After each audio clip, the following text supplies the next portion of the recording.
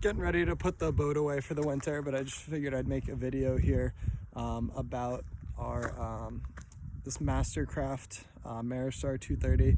We run a ski school, so we have 2 of these boats. I've spent hundreds of hours driving them. I think it's a really good platform if you want to get a surf boat set up for, you know, under 30 grand or so, kind of one of the older V drives. So I'll just go through some of the things really like about it, don't like, and how we set it up for wake surfing as well, with the ballast and speed control and all that. So this one here specifically, this is a 2000. You could see this is the 23 foot. Both the boats we have are the 23s. They also make a 21, which doesn't really work for us. This boat's rated for 12 people. This tower is aftermarket. These boats didn't come with towers.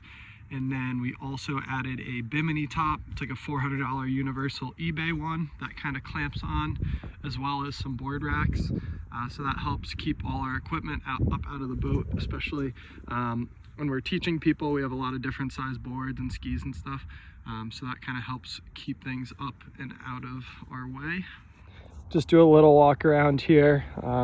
Has a pretty good platform. It is a V drive, so that prop is tucked nice and far underneath, which is good for safety, teaching people. This back hatch here, the sun pad, I have it tilted up now. This is a one piece, I think from 99 to 2002 or so. They had a one piece here instead of a 3-piece. It's nice. The one thing, it does come with an electric lift cylinder, which is nice. It's a little bit slow, but it's not too bad. One thing is that if you have someone sitting on the back, that you need to have them get off the platform completely when you lift it. So we're telling people either be on the swim platform or be in the boat, because when that hatch lifts to grab life jackets and stuff back here, you need it completely clear. This boat specifically has the LTR in it. They also made it with the Corvette LT1. I had that in the other boat. I wasn't a huge fan of it. It has some reverse cooling and stuff like that, which I found problematic, but this LTR is pretty simple. As far as your maintenance items, really, all I do to these boats, water pumps right here, belt is right here, steering is down here. There's a grease point right there for the steering box, and then a grease point right there on the steering tube. Past that, just spark plugs. Your oil fill is up here. There's a tube there for the oil drain. So as far as accessing everything on the engine, pretty easy. I've had good luck with this LTR for the most part. I've had a low idle and a couple little weird things, but replaced some sensors and just doing pretty well. And then if you're into the wake surfing, which I know a lot of people are now, we really like it. This boat, basically, it's going to come with, you know, originally it comes without the tower and it doesn't have ballast or anything built in when it was built. But that stuff is pretty easy to add. I should probably do some separate videos on that. But I'll go through and show you, the bags aren't in right now, but I'll show you the setup and how that looks. These boats put out a really good surf wake, I think, for the price. And getting them set up isn't too bad. So to start, right here is our fill and empty switches for our bow. Is in the middle. Our ballast bag will be up here. And these are the plugins. I have the bags out for the winter, but that lays right around here. We have a 450-pound bag, I think, or somewhere around there that goes in the front. And then in the back, on each side of the engine here, we have 2 750-pound bags. Those really load the boat up, and we'll put the whole back platform right under water. Even with the bags in here, they go to about here. So we still have some room for life jackets and stuff like that, which is nice. As far as installing it, it's a project, but it's not horrible. You can see there's some of the lines run through here and stuff. But basically there's these through holes, and that's where the boat picks up water and fills the bags. And then once the bags are full, there's these overflows on the side and they'll spit out, and that's how you know it's full. But to be in an older boat, and you could set that ballast up for a couple $1,000s, which is not horrible to have 3 zones of ballast, and it's all wired on switches. So that's like a one-day project, but definitely something you could do to save some money, you know, if you're running an older V-drive like this. And in addition to the ballast, one other thing that really helped for the surfing and just teaching in general, and we're spending long days on this boat, is the Hydrophase Ride Steady here. So this is a speed control setup. That's like just like perfect pass that would come on a newer boat, but for these older boats that's like $1,200, and it's not that bad to install. Basically there's this mechanical box here, which is one of the main components, and then you add on to the throttle cable, there's like this other wire, and basically you just set your speed, and it's a cruise control. So what you'll do is set it to, let's say, you know, 12 miles an hour if you have a surfer, which is about, we run 10.5 to 12. Turn the GPS on, put the throttle down. Once it gets to 12, the boat's gonna hold it right there, which is really, really good.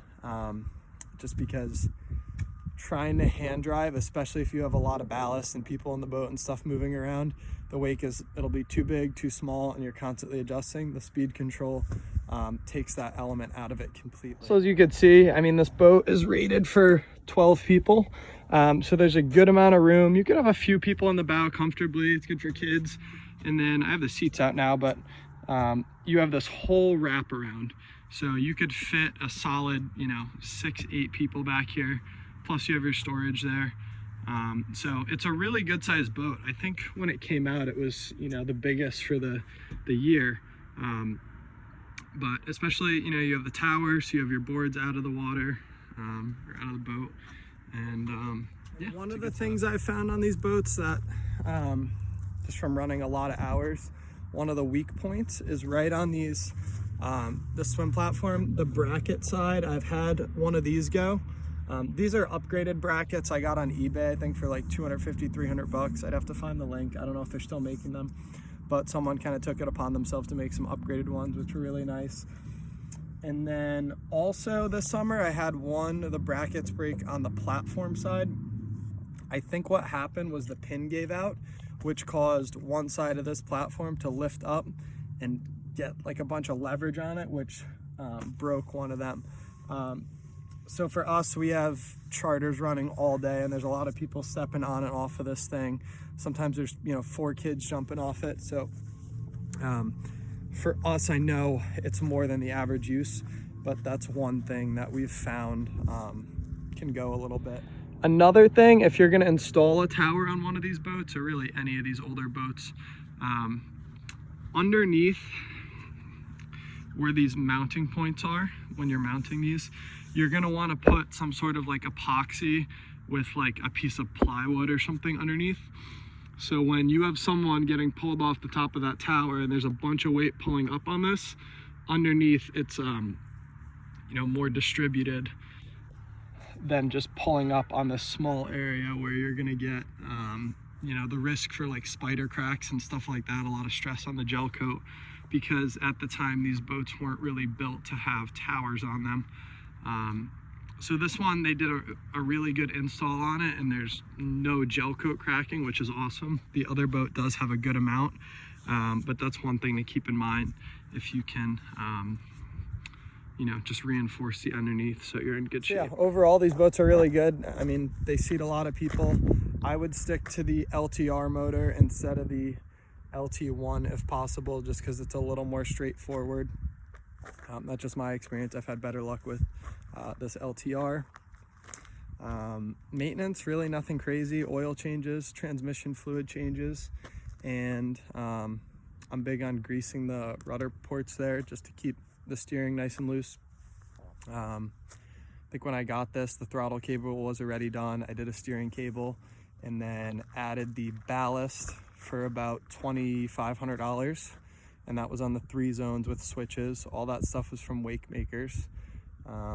Added the Perfect Pass, or Hydrophase was the name of it, for about $1,200.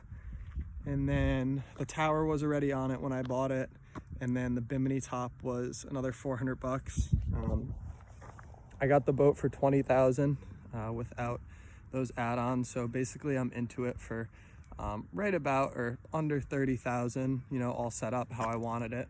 So if you're looking for a good starter surf boat that, you know, you could have just as much fun on as a newer one, and you're gonna have a lot of the same features, you know, you're not gonna have the screens and all that, but you're still gonna have ballast, you're gonna have speed control, you're gonna have a good sized boat. Something like this has served us well, and you know, we plan on definitely running them at least a couple more years if they're treating us well, which they seem to be. If you have any questions, feel free to reach out. Like I said, we've got hundreds of hours running these boats. Our other one has 1,600 hours, and the engine was replaced about 500 hours ago. That was the one with the LT1 that we had some trouble with. That's why that engine was replaced. This one I bought at the beginning of the season with about 500 hours. We're up to 850, and then planning on next summer hopefully another 300 or 400 hours on it. So you know, we definitely have a lot of run time on these. Definitely like the hull, and yeah, if you have any questions, feel free to reach out.